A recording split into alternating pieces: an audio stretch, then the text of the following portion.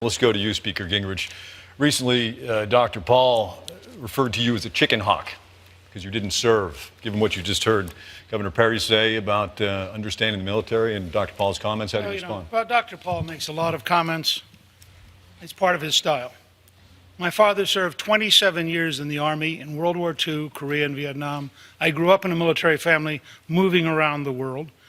Since 1979, I've spent 32 years working, starting with the Army's Training and Doctrine Command. I was the longest-serving teacher in the senior military for 23 years. I served in the Defense Policy Board. But let me say something about veterans, because as an Army brat whose family was deeply engaged, I feel for veterans. We had a great meeting today in Wolfboro with veterans, and I made a commitment in New Hampshire that we would reopen the hospital in Manchester. We would develop a new clinic in the North Country using telecommunications, and we would provide a system where veterans could go to their local doctor or their local hospital. The idea that a veteran in the North Country in midwinter has to go all the way to Boston is absolutely, totally, fundamentally wrong. And I would say, as an Army brat who watched his mother, his sisters, and his father for 27 years, I have a pretty good sense of what military families and veterans families need. Congressman Paul, would you say that again? Would you use that phrase again?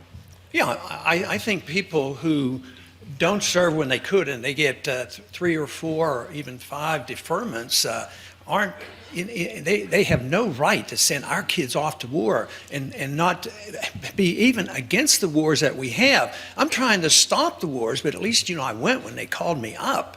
But, the veterans problem is a big one. We have hundreds of thousands coming back from these wars that were undeclared, they were unnecessary, they haven't been won, they're unwinnable. We have hundreds of thousands looking for care. And we have an epidemic of suicide coming back. And so many have, if you add up all the contractors and all the wars going on in Afghanistan and in Iraq, we've lost 8,500 Americans and severe injuries, over 40,000. And these are undeclared wars. So Rick keeps saying you don't want this libertarian stuff, but what I'm talking about, I don't bring up the word, you do, but I talk about the Constitution. Constitution has rules, and I don't like it when we send our kids off to fight these wars, and when those individuals didn't go themselves, and then come up and when they're asked, they say, oh, I don't think one person could have made a difference. I have a pet peeve that annoys me to a great deal, because when I see these young men coming back, my heart weeps for them. Speaker Gingrich. Well, Dr. Paul has a long history of saying things that are inaccurate and false. The fact is, I never asked for deferment. I was married with a child. It was never a question. My father was, in fact, serving in Vietnam in the Mekong Delta at the time he's referring to. I think I have a pretty good idea of what it's like as a family to worry about your father getting killed, and I personally resent the kind of comments and aspersions he routinely makes without accurate information and then just slurs people with.